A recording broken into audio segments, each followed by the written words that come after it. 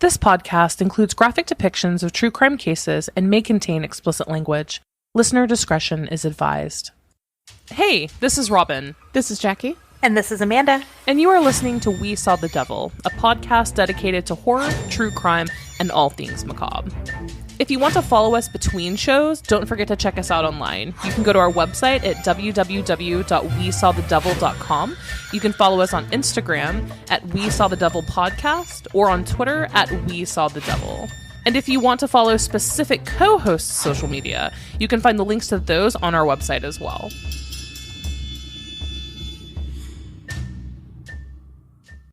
Hello, everyone, and welcome to another episode of We Saw the Devil. Tonight's episode is going to be a very interesting one. It's actually going to be a two-parter. So the next episode will come out next Tuesday. And we decided there's so much information about this case.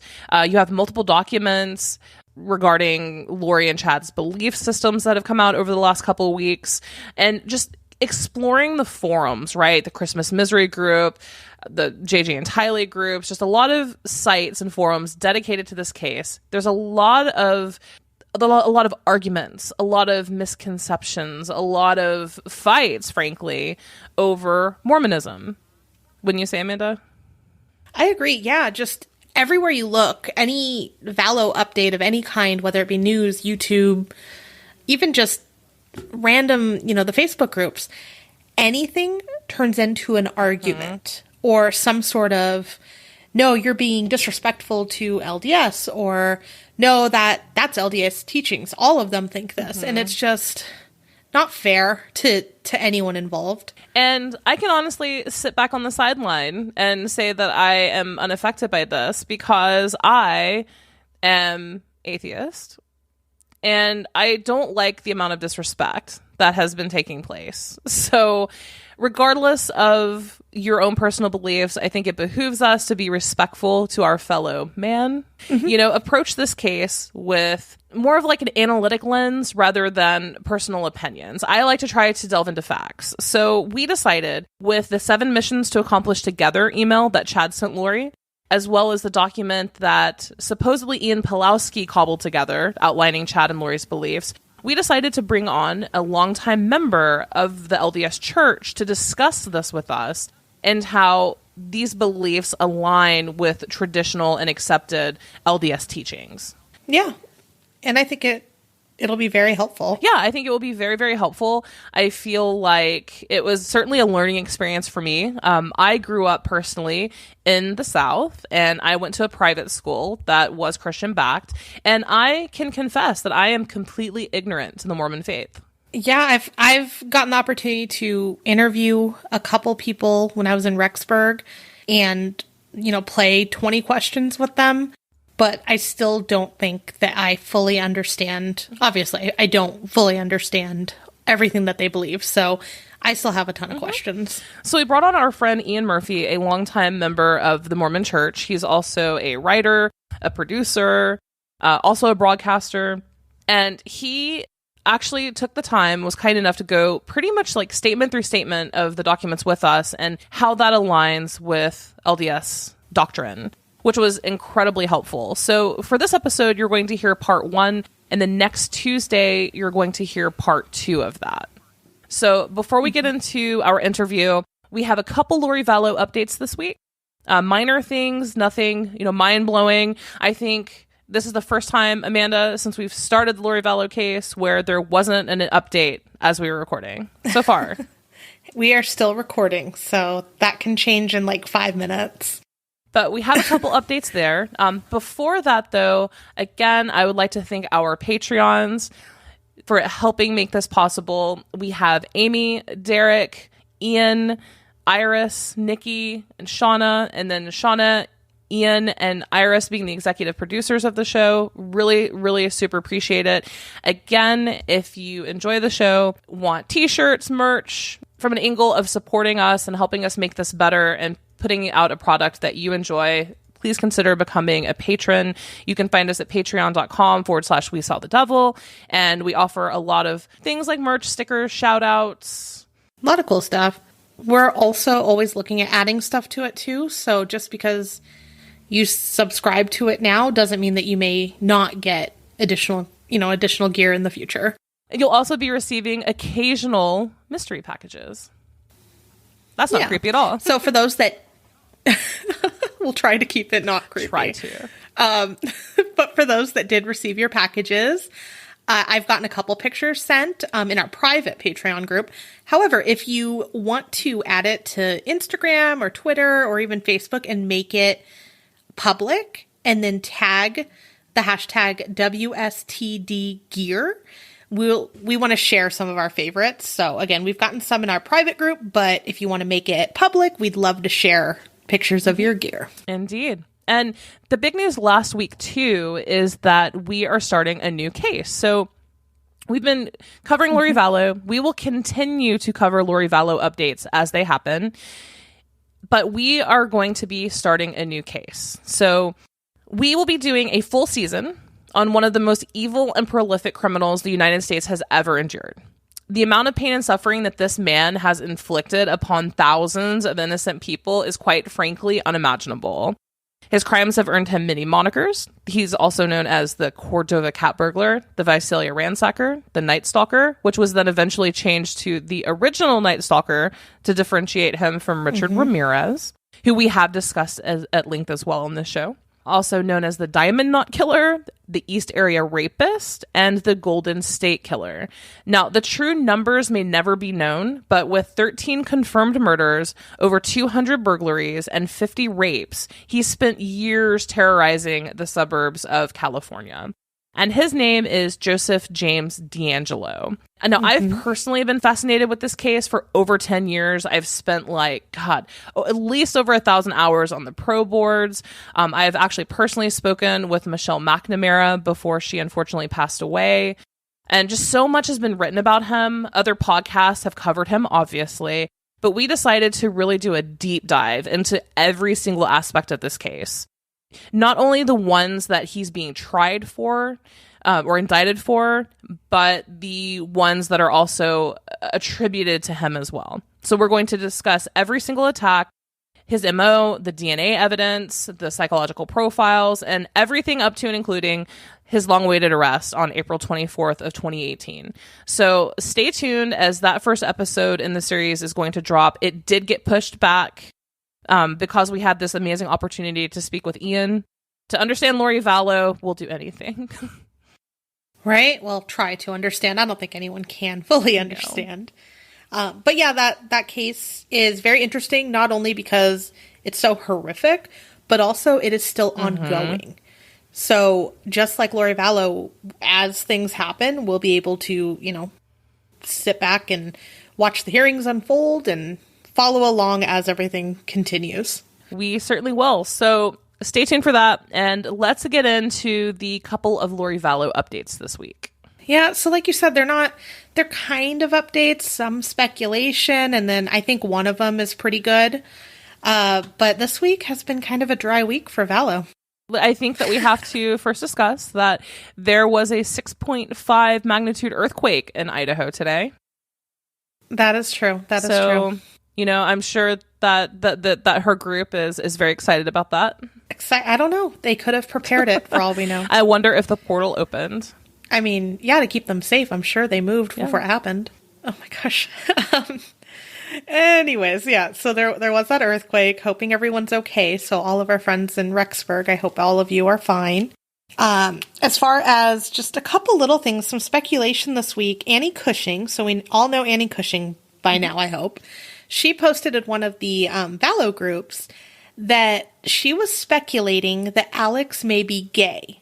And she had a couple little points to it. And I think the reason she's bringing this up is because she's also, like us, trying to understand why Alex did Lori's bidding. Like, what made this bond so strong? Now, I know, Robin, you've brought up that you thought it was incest. And Annie Cushing says she doesn't believe that's the case. She believes he was gay. And the reason why it even matters, because, it really shouldn't, is that Lori might have not been a fan of that. I guess there was at some point a fight where neighbors remember Lori screaming that he brought disgrace on the family, which is incredibly sad. And then also there's a clip of Alex's stand-up where he says, "You guys look good, makes me wish I was straight." Now, stand-up, obviously comedy. It could have just been a weird joke. And I want to tread lightly on this because obviously it shouldn't matter. I would like to state for the record that homophobia is not welcome on this show. And if you are homophobic, then we don't want you listening to this show because we do not accept that in any capacity. Agreed. Yes. So with that being said, I'm just going off of the speculations. Now, she also says that might have been why he married Zulema too. And that's kind of just the timeline of things. It would help make a little bit of sense. But again, this could just be a stretch. It's just something circulating. I guess other people have speculated on it too, and she was just bringing it to the attention, trying to make sense of things. Yes, and she did not, the way that she wrote it, it was not malicious or trying to spread rumors. No. It was literally addressing the fact that people had brought it up and that a video of him doing stand-up did surface, and then the fight that he and Lori had in the street, apparently. It was very loud in the street, and neighbors have commented on it. Yeah. Also, the fact, I believe that Annie Cushing did confirm that Lori herself was vehemently anti-gay. Yeah, that's ridiculous. So that's one thing that's circulating. I don't know if that really makes, if she says you're bringing disgrace on the family and then he has to marry this random woman, I don't know how that fixes anything. Or honestly, why it would make him her hitman. I don't know. The relevance I don't know if of that really falls in line. Yeah. So that's just something that I've seen shared quite a bit lately in a lot of the groups. So wanted to just touch on it. Another kind of awesome thing that happened is Lamar Advertising donated 2 billboards with pictures of the missing kids. So one is, from my understanding, on the highway to Yellowstone. Again, I've only visited once. I don't know all of the highways. And then one is near Rexburg too. So that's cool that they'll be up for at least 2 months, and it was donated. Awesome. Mm-hmm. Now, last but not least, this is the update that I honestly was excited to see. So there was an email from Chandler PD that got released. And in this email, it says, "We continue to work on Charles's case," and Charles being Charles Vallow, "and are confident we are getting closer to getting Lori indicted for her involvement in Charles's death." So they're finally looking at Lori. Thank God. It is about time, because I feel like, okay, and this ties in, right, to some of the digital evidence. Remember when it was a big deal where they said that they had digital evidence? Like the FBI, I believe, is the one that put out that they have digital evidence leading to basically like sinister plans or whatever. Do not quote me on that, but that is more or less what they said, is digital evidence of, intent to commit a crime. Right, and I think that was with Tammy as well. I think they actually called it a web. I think they actually used the word web. So I wonder if, some of this is finally coming into fruition. And then, they met in Salt Lake City a couple of weeks ago. Right. Probably. It's been speculated that the Tammy Daybell autopsy results are back. So I wonder if now is kind of go time in the background here. Right, and I don't know how much stuff is on the back burner because of what's going on everywhere currently. But I do hope that at least that's moving along, because I still feel awful for her family too. Just, I don't think that was natural at all. Another piece to the story, though, is, of course, our friend Justin Lum posted this not too long ago. And they also talked to Cheryl Wheeler as well about Vallow's death. And she was his ex-wife, so the mother to his other children, or his children. She basically said that Alex would have at least passed out if hit with a bat by her brother. Because remember, he was an ex-ball player. I'm sure it wouldn't just be a little tap. Especially if it was self-defense. You would think that there'd be some crazy wound to justify killing a man. I feel like I could hit someone with a bat and it'd be more severe. And that's not much. There would be something noticeable at least, most likely. Yeah, or ongoing, like concussion, just something. So that's a little bit of a Vallow update. Again, it's not big, it's not life-changing. However, it does show that people are still working behind the scenes to, get some stuff done. It's true. It is ongoing. Hopefully, I have a feeling my gut instinct, which isn't probably worth much, but is telling me that there is going to be a pretty big breakthrough coming in the next week or two. Are you a prophet now? I'm a translated being. Shut up. Well, good. Then you don't need your snacks anymore then. Your end of the world snacks. Anyways, with that being said, I really do hope everyone is safe and healthy and staying home.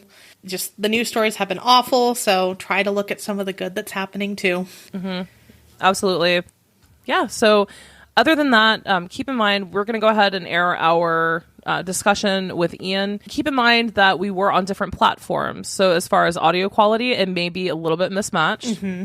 So yeah, we did have to record on a different platform than our usual. So with that being said, if there is any interruptions or strange sounds, we apologize, but we wanted to get this information out to you. Mm-hmm. Alrighty, so we are going to go ahead and air this interview in part 1. So we are really excited today to bring on a friend of the show, an executive producer of We Saw the Devil, writer, broadcaster, and member of the Church of Jesus Christ of Latter-day Saints, Ian Murphy. So Ian, thank you so much for taking the time to come on the show. This has been a very controversial topic in a lot of different forums and groups and whatnot, and we really appreciate your generosity and willingness to come on and kind of discuss this with us. Oh, you're welcome. I'm very happy to. It's not only is it a complex case with complex theology and belief systems involved, but getting 3 people to sit around and agree on any point of religion is hard to start with. So it's understandable that there are a lot of questions and people, wrestling with trying to understand what do Chad and Laurie and other people involved in the case believe. What does the Church of Jesus Christ of Latter-day Saints believe, and where do all of these things fit together and intersect, and what are the tensions that come from that? And I also, for full transparency, I feel very lucky in the sense that Ian and I have been friends for quite a while now, and coming into this case and the Laurie Vallow case and exploring the forums, you see a lot of comments about the Church of the LDS Church and a lot of murkiness for a lot of people surrounding which beliefs belong where, which ones are more related to expressions of Mormonism and so forth. And so I've been very lucky. Ian and I have had incredible conversation kind of on the side about this case as a whole and keeping up and with the news and findings that come out weekly. And so I really appreciate Ian's perspective and lens. I feel like I can view this case in a more thorough way, I guess, from multiple perspectives. Ian, do you mind would you like to describe your Mormon experience? Because I know that with this church, people can have just such vastly different experiences. Thank you. So I joined the LDS Church when I was in my early 20s. I come from a very broadly painted picture Christian background, but not any particular denomination, really. So I joined in my early 20s, and it's strange to think that that's nearly 25 years ago. So more of my life has been in the church than was before I joined the church. I'm an active member in a local leadership position, but I do have some unconventional thinking on some issues or some aspects, which is normal in any church, right? We tend to think of Mormons or Catholics or Jews or any form of religion as being this sort of monolithic belief group. But we see that in all religions, there's the official doctrine, but there are people within that who will believe this or that or this part of it or so forth. So, but my goal here is to emphasize what are the teachings of the church, what are the doctrines of the church. But I'm not here as a representative of the church. And some of the things, that I say, the point is to be clear about what does the church teach and what message do they put out and what are those doctrines. I married into the heart of the church, really. I married a wonderful woman who's from what we call pioneer stock, those early Mormon families that crossed the plains to get to Utah and to establish somewhere there. And so she's from a very strong and large, active LDS family, that goes sort of 7 generations back in the church. I joined the church when I was living in England, and I moved to the US 10 years ago. I lived in Utah for most of that time, and I've lived in Las Vegas for the last 18 months. But it gives me a couple of interesting, different perspectives there on LDS issues, that sense of being an immigrant, but also someone who's married in and converted in to the church and into a church family. So it does give me a different lens to look at things through. I also have a lot of critical thinking skills, I think, and I'm not very good at accepting things just because they're taught or just because you're told so. And that has helped give me a different perspective on things and to look for answers, to ask questions in a different manner. No, that's all good background too. Thank you. As far as your Mormon experience, Ian, do you attend LDS services currently? Yes, I attend. Well, at the moment, due to the coronavirus, because we're not in church services. Good. But Good. yeah, I'm an active member of the Church of Jesus Christ of Latter-day Saints, and my wife and I both hold callings and responsibilities within our ward and leadership position and so forth. Has anyone been discussing the Lori Vallow case around you and your circles? No, not at all. Which I found really strange once I started, reading up on the case and getting interested in it. And most people, when I've asked them about it, haven't even heard of Chad, for example. Really? He's not somebody who is terribly well known in mainstream Mormon circles to start with. There are a couple of people who I know where I've seen on Facebook mentioning the case, and I've reached out to them to discuss a little. But there's been very little talk about it here, at least in Las Vegas. And that is something that you and I have discussed in one of our many conversations as well, is that it seems that Julie Rowe is actually the more notable personality or writer in the church, right? Which blew my mind, to be honest with you. My experience and understanding is that Julie Rowe was a lot better known before this broke. I think one of those reasons is the fact that she is a woman prophetess, or declaring herself to be a prophetess, and that is incredibly unusual in LDS circles, in LDS history. So it marks her out for attention in a different way. She's more unique, whereas, the things that Chad writes about and talks about and the perspective that he comes from is more common. Mm-hmm.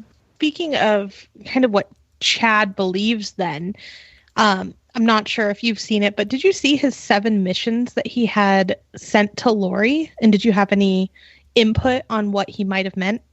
I have them in front of me too. Yeah, sure. Okay, so remember then, just for those listening, Chad emailed this to Lori. It doesn't have any context, so we've speculated before, but we wanted to get, of course, Ian's input too. So it's called The 7 Missions to Accomplish Together. The first one is translate ancient records. This is something that's really interesting in how it fits to the history of the Church of Jesus Christ of Latter-day Saints, that with the Book of Mormon, which is an additional book of scripture that we read alongside the Bible. And the idea goes that we have historically the scattering of the 10 tribes of Israel, and that Christ came to this earth and taught over in Jerusalem, right? And we're familiar with his story, from Bethlehem and Nazareth and all of those places, but that's a fairly narrow geographic area. And so the idea goes that Christ has this gospel for the whole planet. And if the only place that he taught was in that small geographic area, that's not very helpful for getting the gospel out to the whole world. So we believe that after his resurrection, taught in other places, including in the Americas. And the Book of Mormon, part of what it details is Christ's mission and teachings in the Americas, which really reinforce what's taught in the Bible. There are a lot of similarities, a lot of commonalities. They hang together very well. So the Book of Mormon is an example of an ancient record that we believe Joseph Smith translated. And therefore, it makes sense that there will be Latter-day Saints who believe that there are other ancient records that may need translating. So it sounds to me, when I read that perhaps Chad and Laurie believe they have access to, or will have access to, other ancient records that will be in need of translation. That number one was pretty, I would say, the main item that we were confused about. So that definitely provides a good bit of context for that, and we really appreciate that. Following up on that, number two is write the book about the translation process. So is that kind of a natural offshoot of number one, of just kind of outlining the manner in which they would do that? Not necessarily. I mean, that's the obvious conclusion. Right? Hey, this is, we were inspired, we did this, however, but it really depends what they're talking about with translation here. When we get down to point number 6, we see ordain individuals to translation as the camps begin. So translation can mean something else completely different, and it could be that they're referring to that.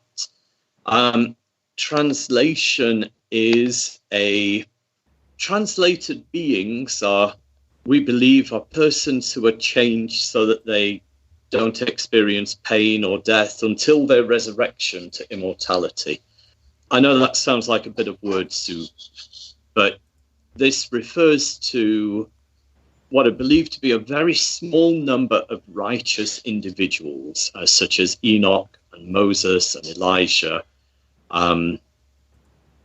John the Baptist, and 3 men who are referred to as the 3 Nephites. And so it's there may be 1 or 2 others, but it's a very small number of people who said they'll never taste death, things like that. And this, takes you into Old Testament and New Testament and Deuteronomy, where it talks about, nobody knowing where Moses was buried and things like that. So it is possible that when they're saying, write the book about the translation process, that they're not talking about books at that point, but they're talking about how individuals are translated. Wow. And this could tie into some of their other unorthodox beliefs. I never read it like that, and that makes total sense, because she talked about being a translated being. I think we talked about last week. Yes. And then, which I can't wait until we get into Ian Pulowski's outline that he created, because this is all starting to kind of tie and tick together. So yeah, that makes way more sense than what we had speculated on. So thank you for that. So number 4 is something that also pops up on another document that we'll be covering here shortly, but Presidency of the Church of Firstborn. This refers to a pretty obscure scripture. And as with the Bible, there are areas that people tend to read more regularly or spend less time in. And this is a fairly obscure piece that I had to do a bit of rooting around and checking on. The LDS Church teaches that the Church of the Firstborn refers to those who will be exalted come the second coming, not something that's relevant to people today. However, there are some interesting other meanings for it, and that is a couple of Mormon expressions have taken on that name. So that is these, fringe groups who believe that they are the rightful church now, such as the one founded by the LeBaron family, and there's also a Fred Collier group that ties into the LeBaron family to some degree, but seems to be a separate thing. So there are some existing Mormon expressions that call themselves the Church of the Firstborn to start with.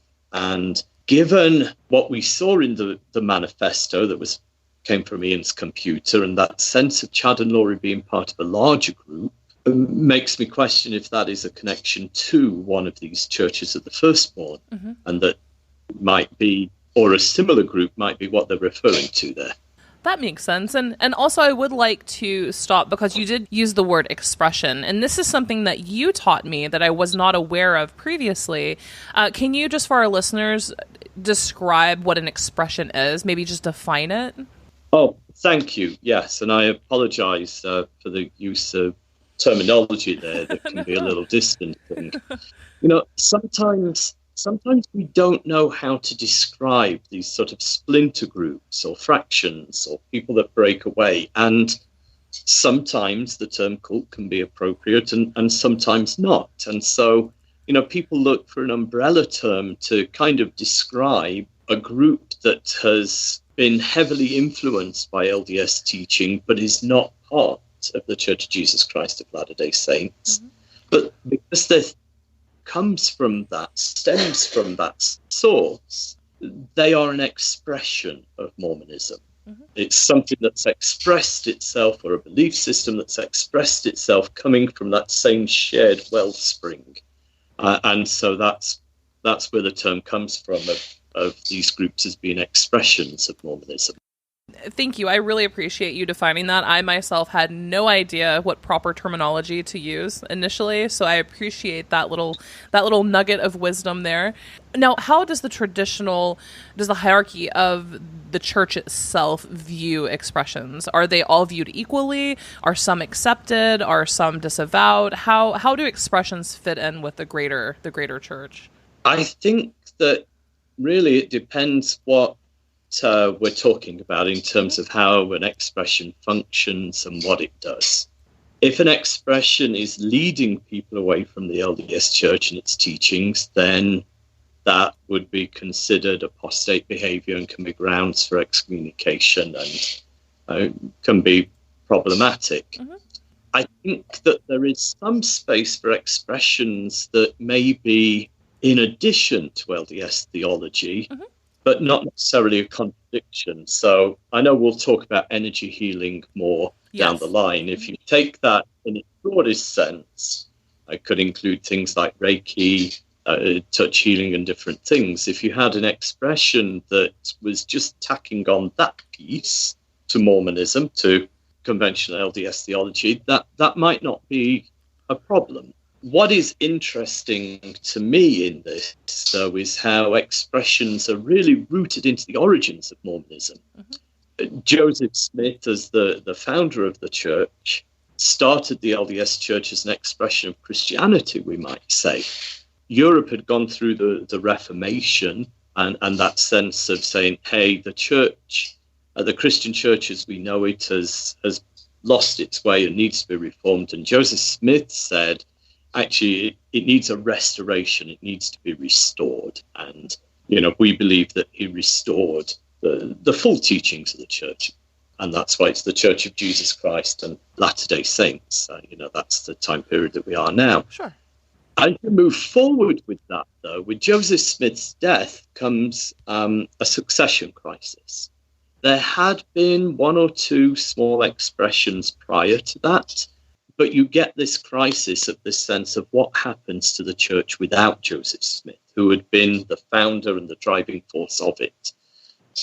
There were two main groups, but many other smaller groups as well.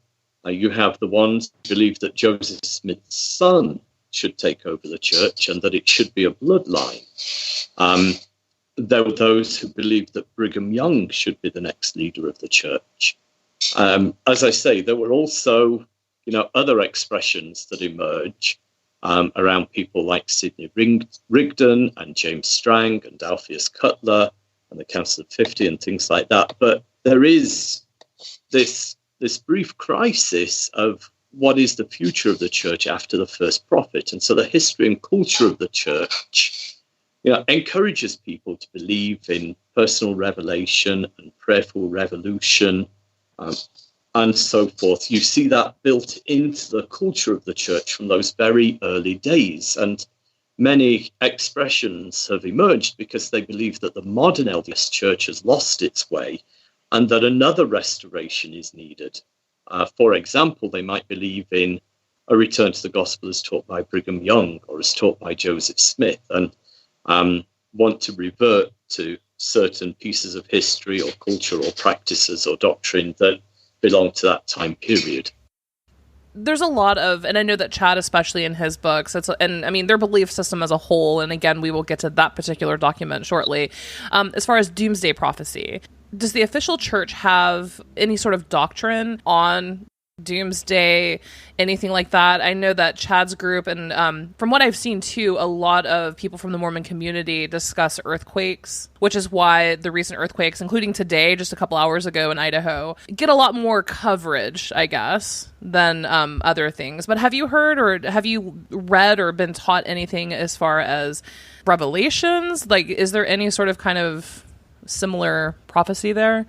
Yeah, very much so.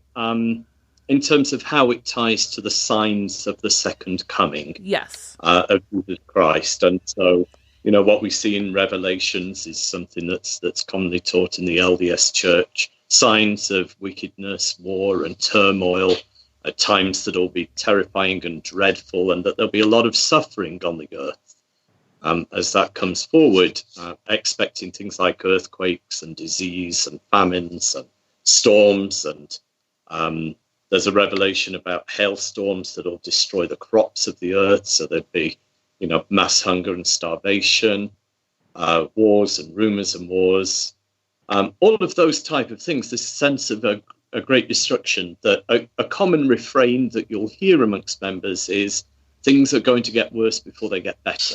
Mm-hmm. So that sense of there are going to be calamities coming, and they will steadily get more severe before the second coming, and we need to be prepared for that. And that ties into gospel principles of preparedness and food storage and things like that. And then, of course, we get the groups like a Vow that then take it a step further and make that a primary focus. So I guess let's go to number 6 then. Ordain individuals to translation as the camps begin. So I believe that this is talking about translated beings. Mm-hmm. As we mentioned earlier, LDS teaching is that these are incredibly rare circumstances, and a very small number of people who have been translated. It seems to me that Chad and Laurie believe that this will be a much more common thing, and something that they will have personal responsibility for, right? This sounds like they will be the ones, or perhaps Chad will be the one, ordaining individuals, mm-hmm. translating.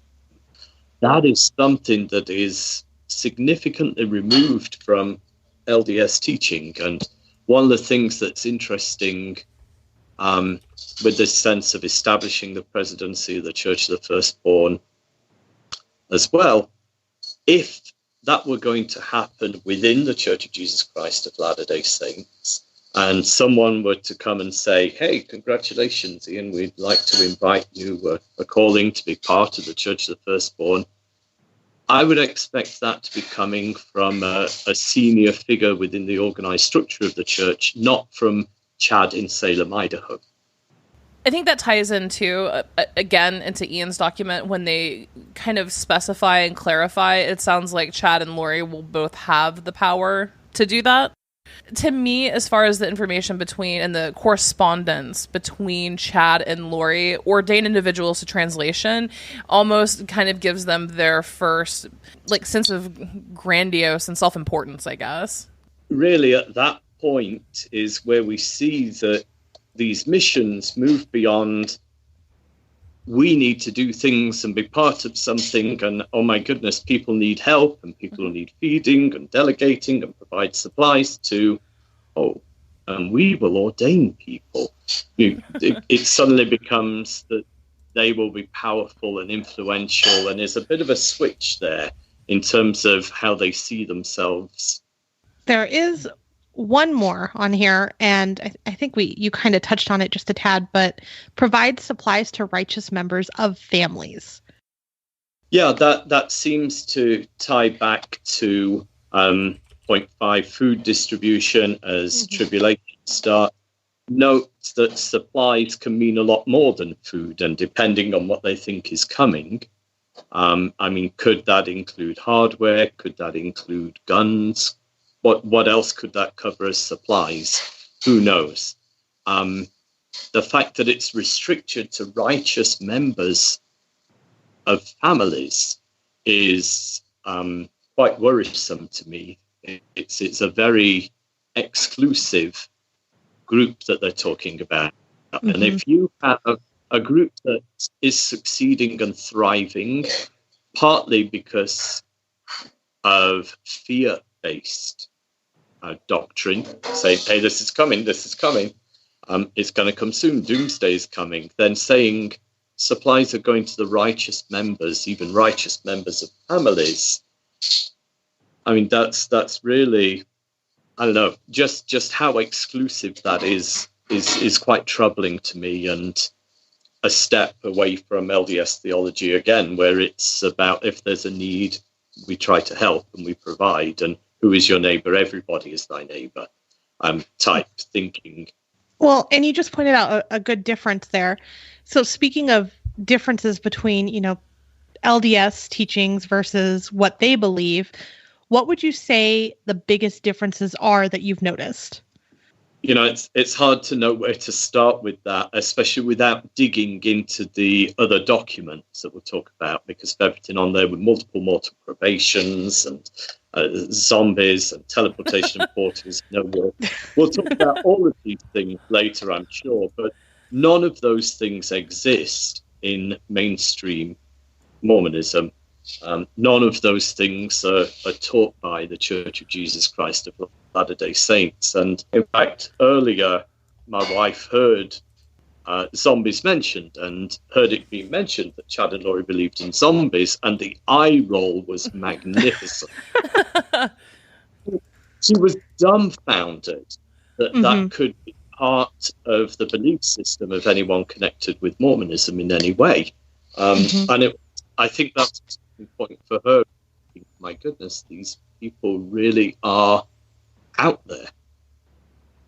Well, no, it's true. And it's unfortunate that a lot of people are putting, both belief systems all together online, from what I'm noticing.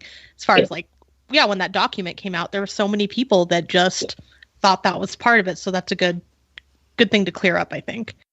One of the things that's interesting there, we do refer to ourselves as being a peculiar people, as Mormons, and there are things that we do and practices that we believe that are quite different to most people in the world, and that's okay. I also think that if you look at any religion from an outside perspective and from a non-believing perspective, there are all kinds of things that are taken for granted as being normal within that faith or within that denomination that actually seem quite weird when you can distance yourself enough from it to look and say, oh my goodness, that's what you believe happens with the communion, or that's what this belief means to you and where it comes from. There's something quite strange and peculiar in the belief in the first place that Jesus Christ could be crucified and resurrected and somehow unfathomably perform this great atonement for people's sins to be forgiven. I mean, they're basic Christian beliefs, but actually it's kind of a bit weird, and religion is a bit weird. So I don't mind people saying that, Mormonism is a bit weird. It is. Religion is a bit weird, period. It is. And then we reach the level of Ian Pawlowski's document. Good things here. Yeah. Oh boy. Yeah, this was a fun document. Yeah. So this document absolutely made my day when it came out. I think that it blew the lid off for me, at least. And I'm sure, I'm not trying to make light of anything. I'm not trying to make fun of anything, but I think a lot of people initially were thinking, oh my God, this is a very dangerous cult. It has, guns and kidnappings and so on and so forth. And not making light, maybe those things are still true. But Ian Pawlowski apparently outlined via talking to Melanie and Lori and Chad, his time with them, kind of an outline of their belief system. And this is something that his ex-wife Natalie discovered on the computer. when Ian let her borrow it or gave it to her. And there are some really interesting, weird things on here. So to further kind of clear up the traditional LDS Church versus Chad and Lori's group beliefs, if you don't mind, let's just go through this Ian's document and kind of break some of this down. And I do think it's important to remind ourselves at this stage that we don't know if this document is genuine. Yes. Right? We don't know that the things that Chad and Lori do believe. We know some of them they believe, and it may well be 100% accurate.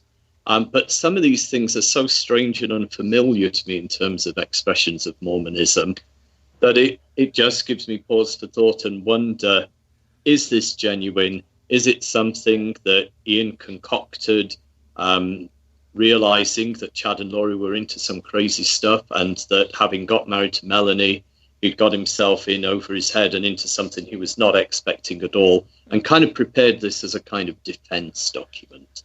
I think that's quite possible. That is something that we also discussed, I think, on one of our past episodes. I want to say it was the 20th that yes. we talked about that. Especially the verbiage in I believe it was his kind of like journal entry or whatever on the computer, where he basically tries to almost completely, entirely absolve Melanie of any sort of sinister involvement. So that is a very good point. We are not sure as to the legitimacy or authenticity of these documents. So that is a very good point to bring up. You are absolutely correct. So on that document, and you can read, East Idaho News is like a treasure trove of the actual court documents. So we'll also post a link on our website so you can follow along if you have not seen this. But it starts out number 1, multiple probations. Ian, do you just kind of want to discuss and maybe on your own kind of go through the sublines of that? So multiple probations, sometimes called multiple mortal probations, is a belief in a form of resurrection. And point A says, a minimum of 9 mortal lives to become exalted, more to become gods. There is no concept of multiple probations within LDS theology. The church believes in a kind of linear progression, we might say, that our spirits existed before we're born, before we get a physical body. And then we have this time on earth, and then, there's a post-mortal existence, if you like. But within that, it's the idea that it's the same person, the same life, the same identity as a thread that runs through those 3 phases of life. That was the closest parallel that I could think of to anything that related to multiple probations. This is something that really is quite far removed. Point B talks about after 2 mortal lives being able to choose to sign a light contract or dark contract. But then curiously says that it isn't permanent. And the curious part of me, says, well, who is this signed with if it's not permanent? When can it be changed? Do you have to wait for your next probation and maybe you can sign a different contract then? Could you get partway through a particular probation and say, hey, I don't want to be on the side of light or the side of dark anymore? It raises a lot of interesting kind of esoteric questions and just adds to the strangeness of it, really. And it's that you can choose not to be reborn if you are satisfied with your progress. This is quite interesting to me from the way that it departs from conventional Christian thinking and indeed Mormon thinking, of that sense of we're never going to be perfect, when we should never be satisfied with our progress, because otherwise we wouldn't have need for the atonement. We wouldn't have need for Christ's role as a purifier, as a perfecter, if you like. So the idea of someone stopping and saying, I'm satisfied with my progress now, I don't want another probation, seems to me contrary to the fundamental beliefs in Christ. Point D talks about the veil growing thinner each time you are reborn. Have you talked about what the veil means in Mormon theology and what that's talking about? Is that something you'd like me to cover? If you wouldn't mind, that'd be wonderful. The basic principle is the idea that we were spirits in the pre-existence, and when we came to earth and received our bodies, a veil was drawn over so that we don't remember that time before. So the veil growing thinner would be referring to more being remembered, more being known, more being understood.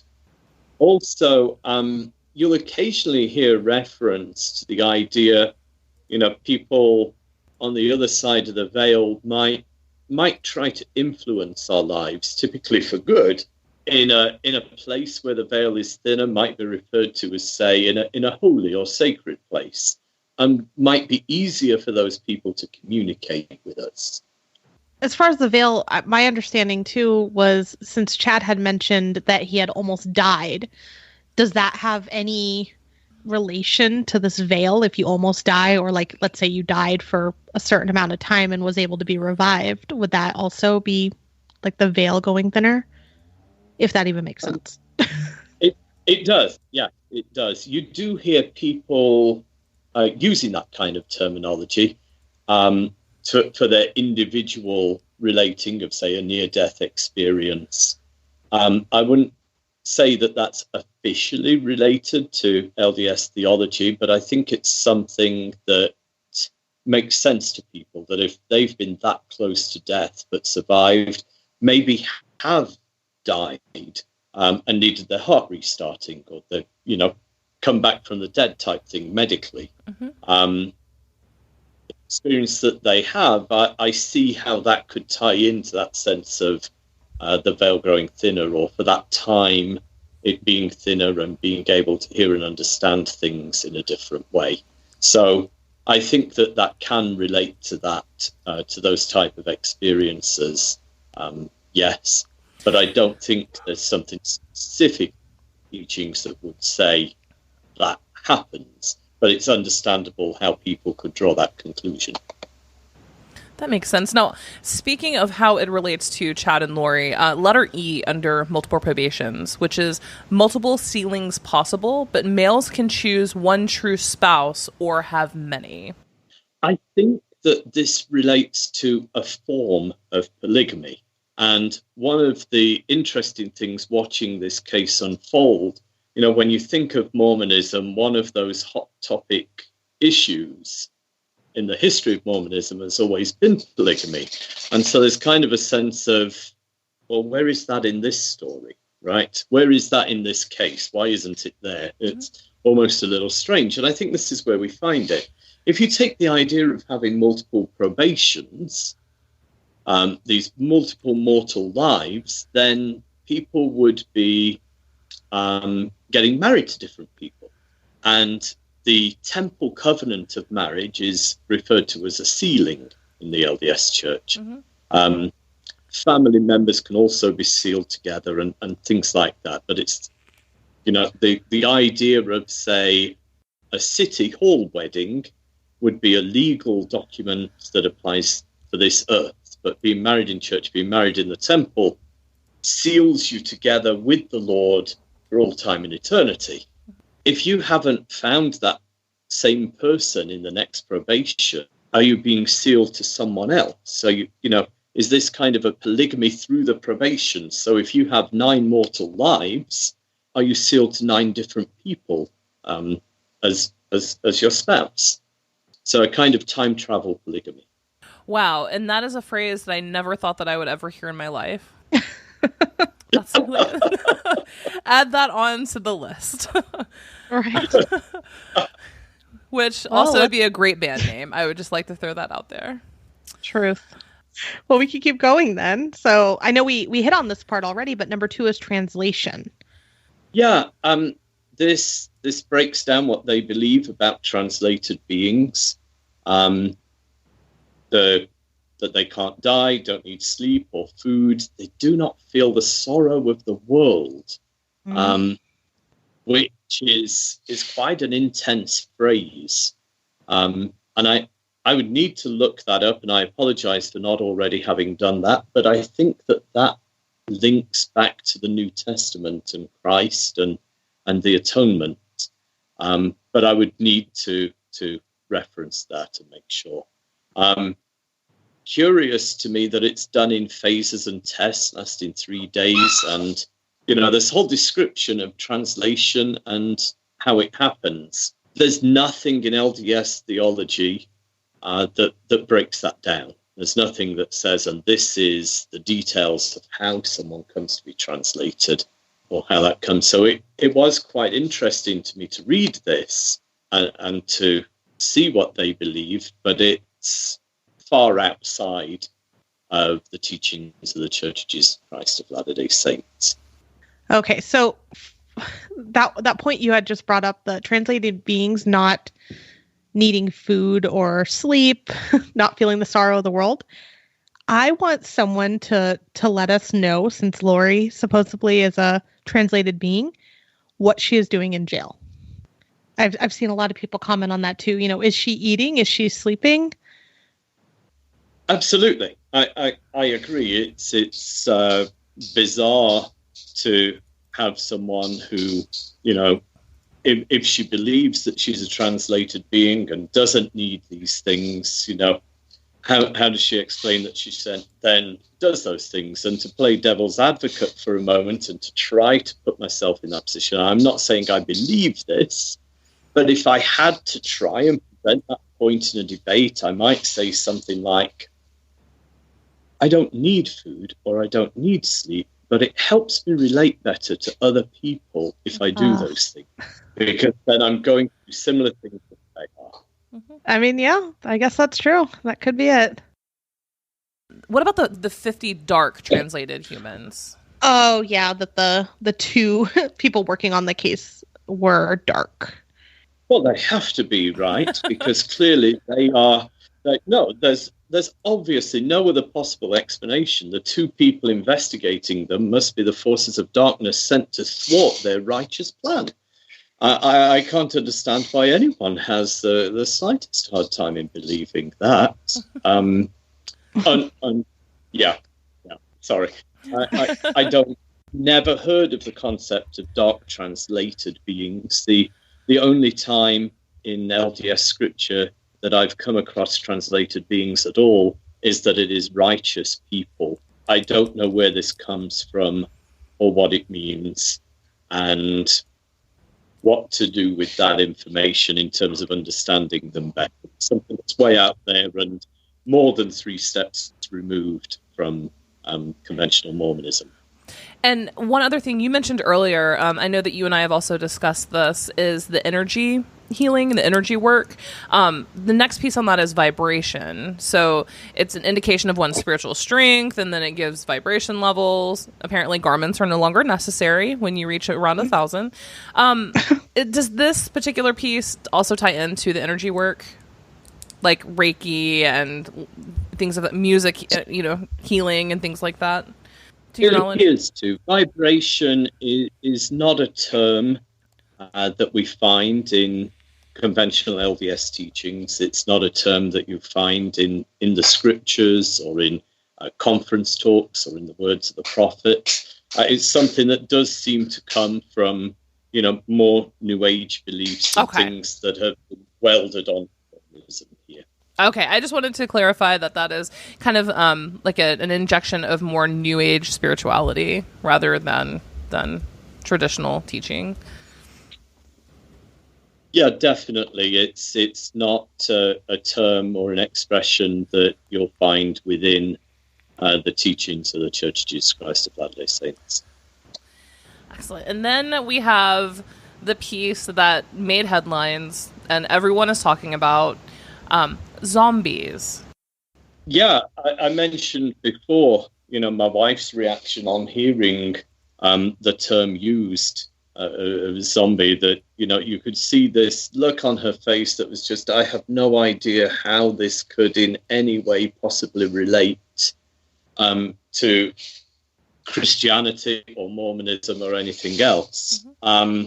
Now, do we believe that spiritual possession can happen? Yes. And there are examples in the Bible where it talks about that. Is that something that's commonplace and something that we normally talk about and that we think about happening? No.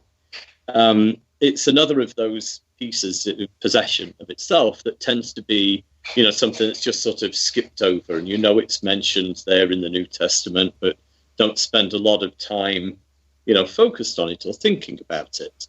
So, I mean, just that sheer sense of possession, sure.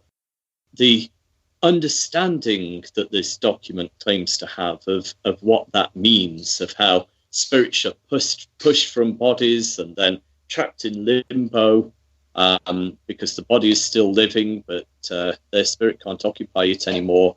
All of this is completely unfamiliar to me and completely outside of LDS theology. I wonder if it's just, I mean, I'm not even going to go into speculation town, but, part of me wonders if it's just a way and method for, and Chad in particular, but also Lori, obviously, members of this group to identify people who oppose them, quote unquote enemies and the like. That's part of what's interesting about that is that they have two different ways of identifying that, right? Because zombies aren't the same as the 50 dark translated humans. So for some reason, they have two groups of enemies that they're concerned about. And I think that suggests a level of paranoia and insecurity, that they are thinking so much about what are the opposing forces and who are they and how can we explain them and label them. Another thing that I have been seeing everywhere based off of this document too is I'm going to put 5 and 6 together because I feel like they kind of go hand in hand. Teleportation and then dark and light portals. Yeah, this is that kind of awkward moment where I just sort of stare at the screen a little blankly. And the first time I read the document, it just has that moment of that sense of that it's so far removed and off the rails from LDS teachings that I don't quite know what to do with it or what to say other than, this is nothing to do with the teachings of the Church of Jesus Christ of Latter-day Saints and nothing to do with expressions of Mormonism that I've come across in the past. I am fascinated as a curious person to know where this comes from, but it's very strange and unfamiliar to me, and that's the best I can really say. Honestly, that's probably for the best. It makes them sound more like members of the X-Men. For sure, and just everything I've seen on this part of the document, at least, I've seen all of the jokes about how they just portal to each other when they need to meet up. So, yeah, that one's a little far-fetched. But now, hang on. This is a convenient way around prison visitation rules. It truly is. I do rather enjoy the memes that have surfaced. There are multiple case meme groups, and all they do is share memes. And obviously some of them are very, very tasteless, but I love the portal ones. I absolutely live for them. They're my fave. Yes. Well, and it's that kind of off topic, but that Twitter that someone made at Lori Vallow, and just that she doesn't miss Chad because he visits her at night.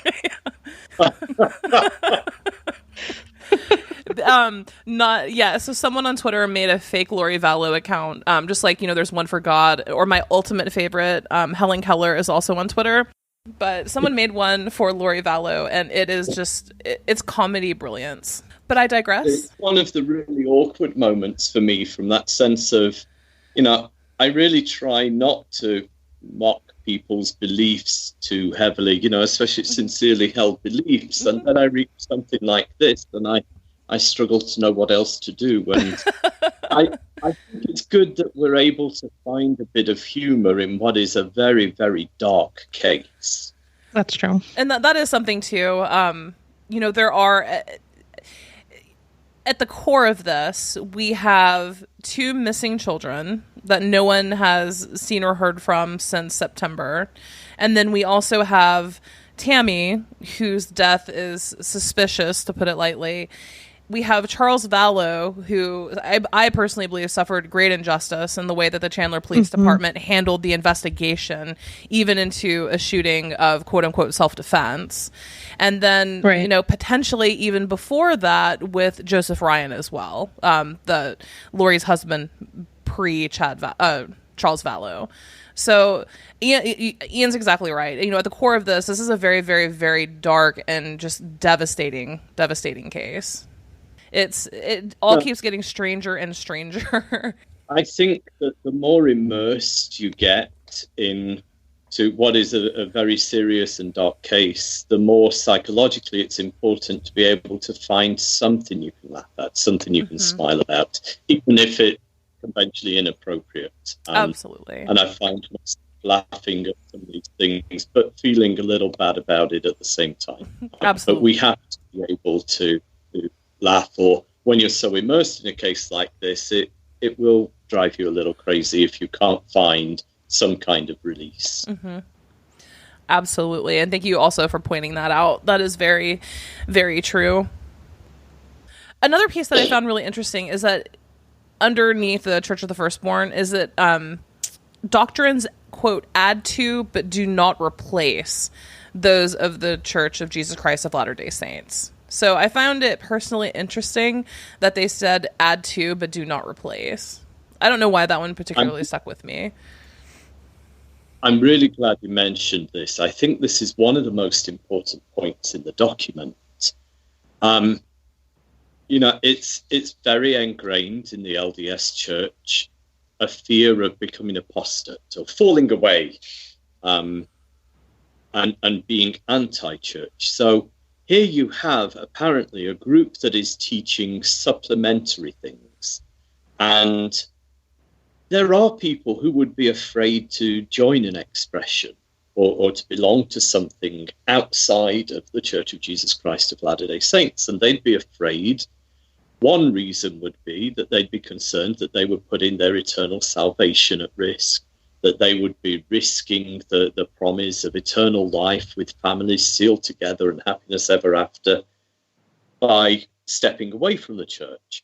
So this strikes me as really significant because it's the kind of thing that someone might say if you wanted to convince someone that joining your expression is okay with the church, that this is not something apostate, this is not something anti-Mormon, this is not something you'd get in trouble for. It doesn't replace any of those doctrines. It's just something extra that you were special privileged to know about. And that emphasis of the prophet of the Mormon church presides over the general congregation, while others are specifically to run the Church of the Firstborn. Again, it kind of says you're special, you're extra, you have something that's a bonus, and that you are more important than you know. And I can hear how that could be quite a seductive sales pitch, that on the one hand is reassuring you won't get in trouble for coming with us because it doesn't replace any of those LDS doctrines. You won't get in trouble, and you are special because we invite you to do this and you're invited to be part of this. But then you have the sinister part. We start looking at this case and we're thinking this is just Chad and Laurie. This is a family tragedy. And then multiple branches throughout the world. You suddenly sit back and go, oh, this is not just Chad and Laurie. Who else? How many are there? How large is this group? And that's part of why I asked the question about those other expressions that go by the Church of the Firstborn, and if there's any connection there. And I don't know that there is or isn't, but it just makes me wonder about that and other expressions, and if they have joined something that already existed versus being something new. And they definitely bring up as well in this document the fact that their particular group is responsible for music and kind of energy healing, right? Mm-hmm. So it seems, obviously it's pure speculation, but the verbiage in the document indicates that this is just one group of multiple, of a greater whole. I wonder, yeah, what are the other ones? Right. So that is scary. Mm-hmm. Well, the other one, or the next one then, 8, is dark church and priesthood. This talks about Satan as God's exact opposite. And there is some complicated and more obscure LDS theology that kind of relates to this. And in Christian teaching as well, the idea that Lucifer leads a war in heaven and causes a third of the host to be cast out and so forth. No, that's not God's exact opposite, but there is this concept there of being in opposition, and in LDS teaching of there being two plans presented.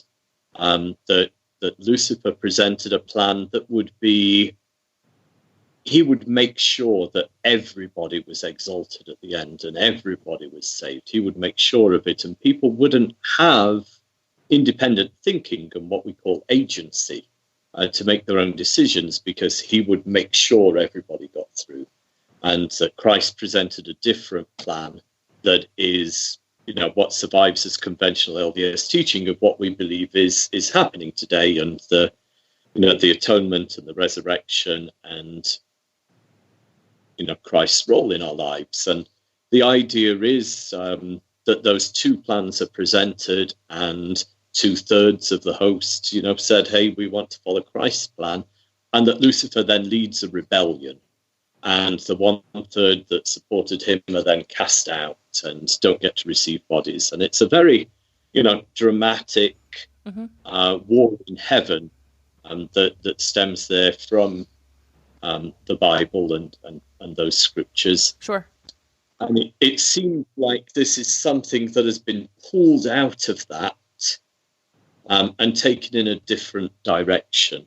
We also see here talk about Cain being the first dark being to be translated. Mm-hmm. And this is where I get really confused and stuck for words, because I just don't know where this kind of thing comes from. And the fact that they have a set number of 50 dark translated beings, why 50? Where do they come up with that number? Why is it hard restricted to 50? Or is it there are 50 so far, but in a year, maybe there are another 5? Mm-hmm. I don't know. This is such unfamiliar territory, but it's nothing to do with the teachings of the Church of Jesus Christ of Latter-day Saints. Mm-hmm.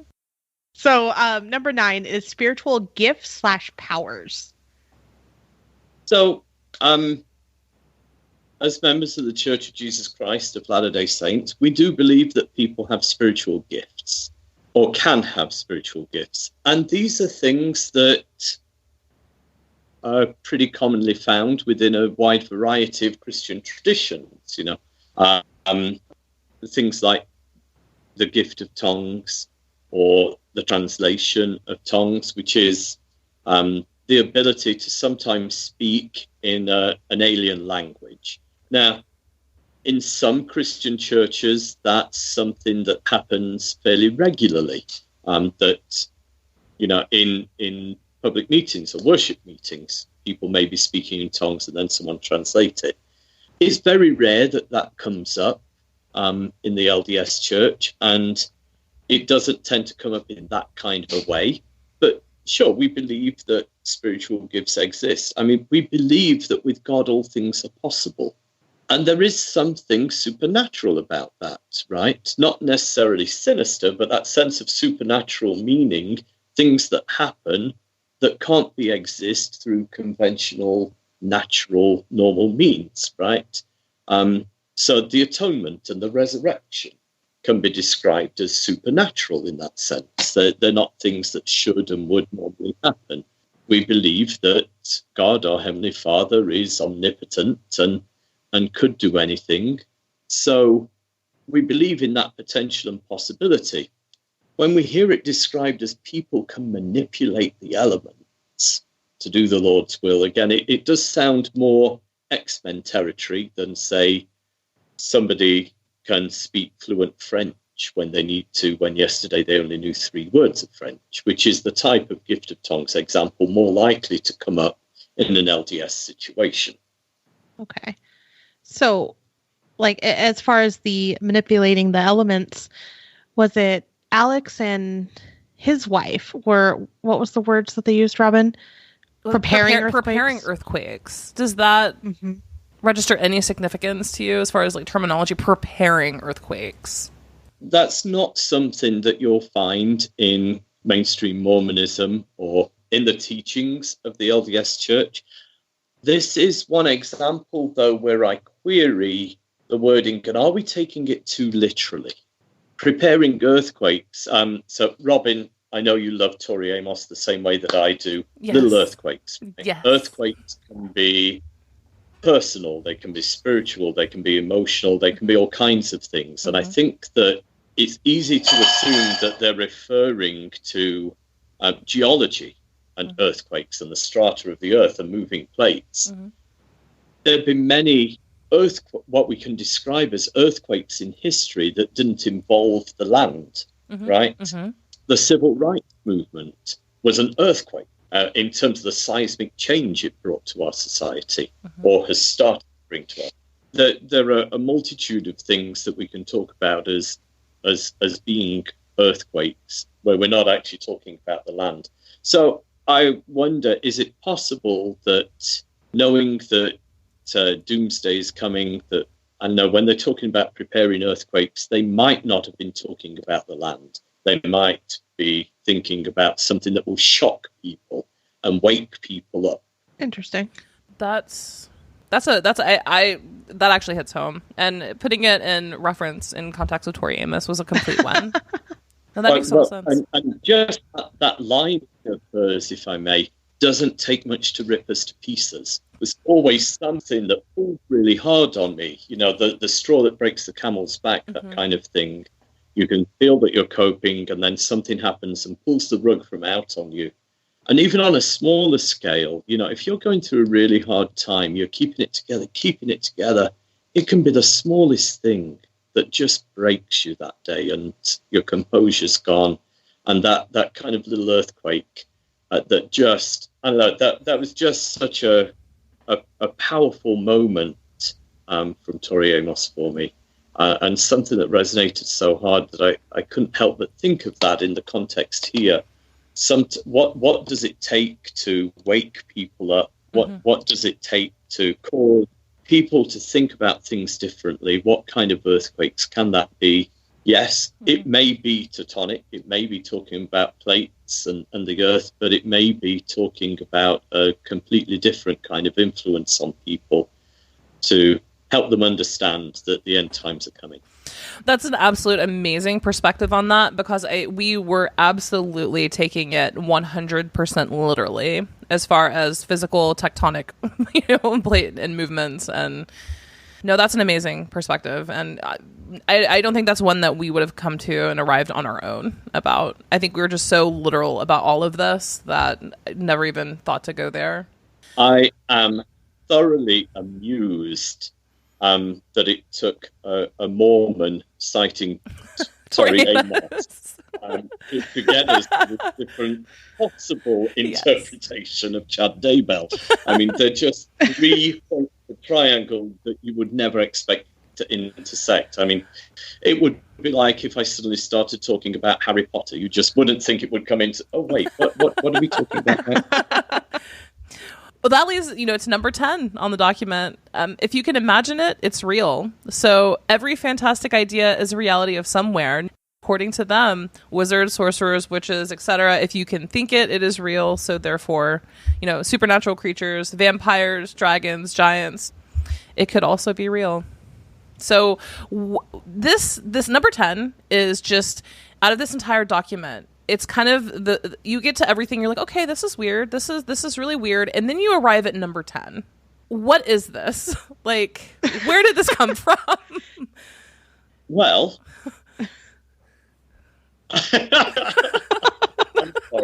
I'm sorry. I'm trying to take this seriously. I don't think number 10 can be taken seriously. No, I do have a couple of points to make about it, though. It's just hard to focus. It's hard to have that great focused will to be able to talk about it seriously. No, so when it says these things in Harry Potter are real, I keep hearing it being said, and they believe in Harry Potter, which is not quite the same thing, right? What they're saying is some of the things that are depicted in Harry Potter are real. Now, that ties in more to me with different forms of, dark magic and things, but, we can see how that does connect to different belief systems and different forms of theology. And if we think of a kind of every force has an opposite, if we believe in blessings, if we believe in ways that powers can be used for good, then there's a negative to that as well, right? That probably could exist. And maybe that's what they're talking about. Let me also throw on there, when we talk about supernatural creatures, I mean, these exist in all kinds of mythology and have done for millennia, for the whole history of mankind, and they come from somewhere or something. We even have a giant of a type in the Old Testament when we talk about David and Goliath. So is this something that's meant to be read literally, or is it something that will be a surprise? What is talked about in mythology as centaurs, these are the horseback riders that after the collapse of civilization, with all these terrible dark events of the Second Coming, the horseback riders come racing through with supplies so that people have got enough to eat and drink and save the day, and they look like centaurs because it's a man on a horse. I'm stretching. I'm really stretching here and reaching. But are those things possible? Maybe. Well, they even just say the idea is a reality somewhere. So even if it's maybe just a piece of one of these topics that can be traced somewhere, that is real in some fashion. Now, the second part, those spells and curses in Harry Potter are real. That's the part that I'm like, I really don't think it is real. I wish it was. Well, there are many things in this document I don't think are real. And the question is more, do Chad and Laurie think it's real? And that's possible. We go back to, we don't know if this document is authentic or if it's a fair representation of their beliefs, but is it possible they believe this? I mean, sure. Exactly. And also to that point too, let's just, say for a moment that the legitimacy of this document is real. We don't know if Ian, typed it up at 2 a.m. after learning these things days before, missed things or misinterpreted things. All of that is totally up in the air too. Right. Any sense of context is missing, and it's not the person who said these things who wrote this document. Right. And so they may be all kinds of errors. One other point, if I may, on the supernatural creatures, that's interesting to me. So much of what's in Scripture is written as allegory. So many times metaphor is used. How many times have you heard someone, and typically in a misogynistic way, a woman referred to as a dragon? When somebody is really mad and they come screaming and hollering like they're breathing fire and just coming at you, It used to be a staple of stand-up comedy jokes referring to the mother-in-law as a dragon, right? So there is room for metaphor in all of these things, and room for Chad and Laurie to be able to say, this is what it means. And this is what Ian wrote down, but what it really means, what it's really talking about is a metaphor for. There are some people who will stand tall like a giant. There are some people who you won't want to get into an argument with because their words can breathe fire on you and just, destroy what you're trying to say that's in opposition. There are people who will be mounted riders on horses who will come in and, have a heroic save the day moment. All of those types of things, there is a possible way that it could mean something that is not as fantastical as it looks at first glance. Or it could be a lot of folklore nonsense piled on top of nonsense on top of something else that has a hint of a strain of something that was a sincere belief somewhere else. No, that makes sense in interpret. This is the challenge, that we have so little information to go off with this document and Chad's 7 missions. And we're trying to understand a complex belief system based on these 2 short documents, one of which wasn't even written by Chad or Laurie. And so we're trying to take these nuggets. We're all trying to make some sense of it. And we just don't have enough information to have a confident knowledge of what any of it really means. That's very true. And just the final piece is spiritual healing, which healing malachite solution or balm. Malachite is said to have healing properties, which I'm pretty sure most everyone is aware of based on, energy healing. More New Age theology is very much into the crystals and energy.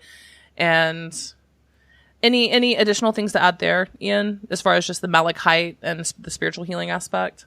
Yeah, because we are seeing that term energy healing pop up quite a lot. That is not something that part of LDS theology or teaching directly, but faith healing is. And, that sense of laying on of hands and giving someone a blessing, the idea being that the priesthood holder, giving that blessing, receives inspiration through the Holy Spirit of what Heavenly Father wants the person to hear, and may include a physical hearing.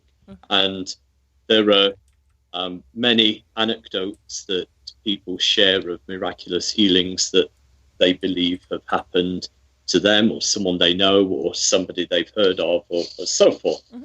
And what is the difference between faith healing and energy healing other than perhaps the religious context? I think that's the primary difference. So it's a no on energy healing, but that principle of faith healing, of the laying on of hands, is a core LDS doctrine and belief. So we are going to stop right here for now and continue next week with the remainder of the Ian Pawlowski document, as well as just other questions that people have had in the forums or have emailed to us generically about the Mormon faith and certain tenets or doctrines that may be relevant to this case. All right. Well, I learned a ridiculous amount tonight. I don't know how you feel. No, I feel the same, like mind blown. So I have a list of questions that I want to continue to ask him already, jotted down. If you have anything that is just bugging you that you want to understand, let us know. We do have a lot of questions already written down, but we may be able to add it. Yes. And as always, if you have any questions, concerns, complaints, compliments, anything of that nature, feel free. You can email us at wesawthedevil@gmail.com. And we always like hearing from you. We do. And we do read all of your comments too. Sometimes it takes us a couple days to respond to them, but we do read everything. So thank you for everyone all over. So Facebook, Instagram, YouTube, we love all your comments. So thank you guys so much for the support. Yes, thank you. So that wraps it up for this week. Again, check out our Patreon. Please make sure, if you like our content, to leave us a review on iTunes. Rate and review is the biggest thing that you can do to support us. We would really appreciate it. And Amanda, do you have anything else? No, stay inside and be safe. Stay inside, be safe, wash your hands, and don't touch your face. Until next crime.